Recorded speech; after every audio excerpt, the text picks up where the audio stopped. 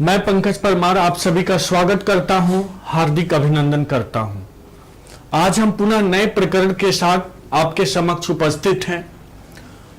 प्रकरण है अविकारी शब्द। इससे पहले आपने संज्ञा पढ़ा, सर्वनाम पढ़ा, विशेषण पढ़ा और क्रिया पढ़ा।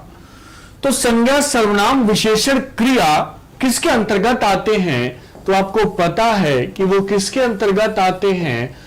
विकारी शब्द के अंतर्गत आते हैं। तो आपसे परीक्षा में पूछा जाता है कि विकारी शब्द के अंतर्गत कौन कौन से आते हैं। तो ध्यान रखिए, आपको क्या टिक करना होगा कि संज्ञा, और फिर क्या टिक करना होगा? सर्वनाम। क्या टिक करना होगा? सर्वनाम। फिर क्या टिक करना होगा? विशेषण। क्या टिक करना होगा? विशेषण। उसके बाद क्या टिक करना होगा? क्रिया। तो ध्यान रखिए, ये विकारी शब्द 4 हो गए, संज्ञा, सर्वनाम, विशेषण और क्रिया। क्यों विकारी हैं? क्योंकि इसमें क्या होता है? परिवर्तन होता है। क्या होता है? परिवर्तन होता है, या इसको हम बोले तो बदलाव होता है।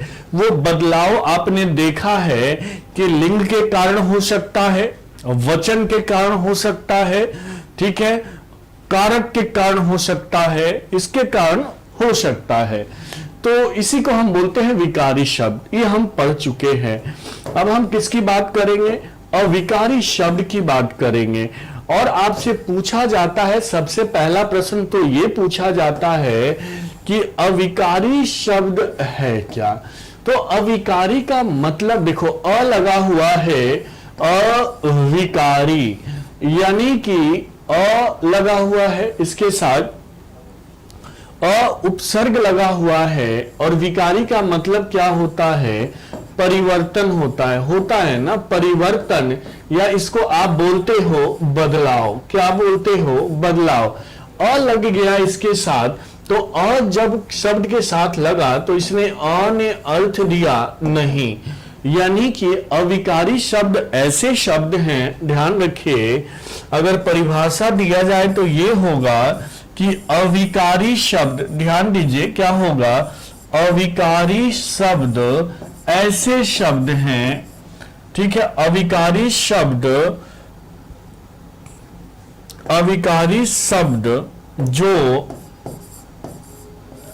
जो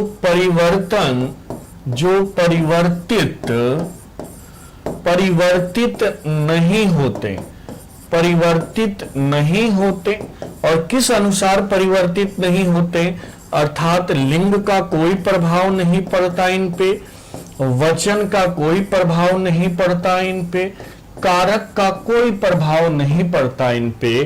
तो ऐसे शब्द क्या कहलाते हैं? तो ऐसे शब्द विकारी शब्द कहलाते हैं।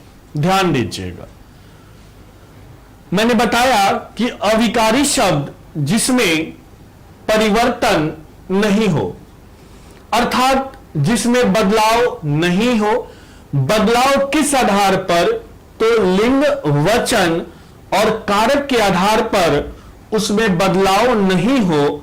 तो ऐसे शब्द क्या कहलाते हैं? अविकारी शब्द कहलाते हैं। अब आपसे पूछेगा कि अविकारी शब्दों की कितनी संख्या है? तो जितने विकारी हैं उतने ही अविकारी हैं। तो अविकारी शब्दों की संख्या की बात करेगा अगर किसी भी प्रश्न में, तो अविकारी शब्दों की संख्या 4 है। क्या है?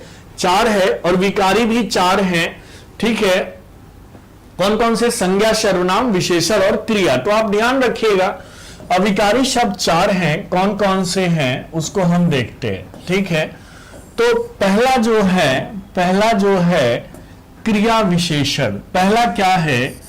क्रिया विशेषण। ध्यान दो, क्रिया विशेषण, क्रिया विशेषण, और इसको हम अव्यय भी बोलते हैं। क्या बोलते हैं? अव्यय। अव्यय यानी जिसका व्यय न हो, ठीक है, जो यानी कि जिस पे प्रभाव नहीं पड़े। सिंपल सी बात है, साधारण सी बात है। तो इसलिए हम क्रिया विशेषण अव्यय भी कहते हैं।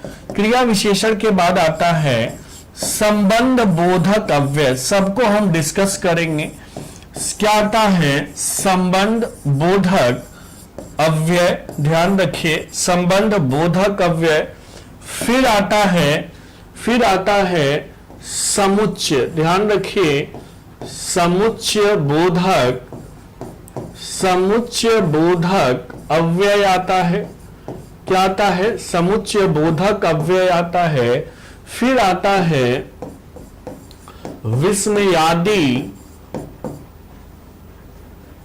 विस्मयादि बोधक अव्यय। ठीक है, तो अब हम वन बाय वन एक्सप्लेन करेंगे। सबसे पहले हम किसको करेंगे? क्रिया विशेषण को करेंगे। किसको करेंगे? हम क्रिया विशेषण को करेंगे। तो इस पे हम ध्यान रखेंगे, क्योंकि आपके प्रश्न, आपके परीक्षा में पूछा जाता है, क्रिया विशेषण से संबंधित प्रश्न पूछे जाते हैं, और अधिकांशतः बच्चे क्या करते हैं? समझ नहीं पाते क्रिया विशेषण अव्यय को, और क्या करते हैं? प्रश्न को गलत कर देते हैं। तो सबसे पहले ये जितने हुए, ये सब किसके अंतर्गत आते हैं मेरे प्यारे विद्यार्थियों? तो अविकारी के अंतर्गत आते हैं। तो ये बात तो दिमाग में होना चाहिए। ठीक है, अब मैंने अविकारी की भी परिभाषा आपको बता दी है। क्या बताई है अविकारी की परिभाषा? कि जिन शब्दों के रूप में लिंग, वचन, कारक, पुरुष का कोई प्रभाव नहीं पड़ता, उन्हें हम क्या कहते हैं? अविकारी शब्द कहते हैं। और अविकारी शब्द को हम अव्यय भी कहते हैं। इसके 4 भेद हैं। कौन कौन सा? क्रिया विशेषण, संबंध बोधक, विस्मयादि बोधक। ठीक है, कौन सा? विस्मयादि बोधक, आपने पढ़ा भी होगा, विस्मयादि बोधक। ठीक है, विस्मयादि बोधक। ठीक है, उसके बाद क्या है? समुच्चय बोधक है, समुच्चय बोधक है। उसके बाद क्या है? संबंध बोधक है, संबंध बोधक। और एक कौन सा? सबसे पहला क्रिया विशेषण है। ठीक है, तो टोटल 4 हो गए, तो इसको दिमाग में रखना है।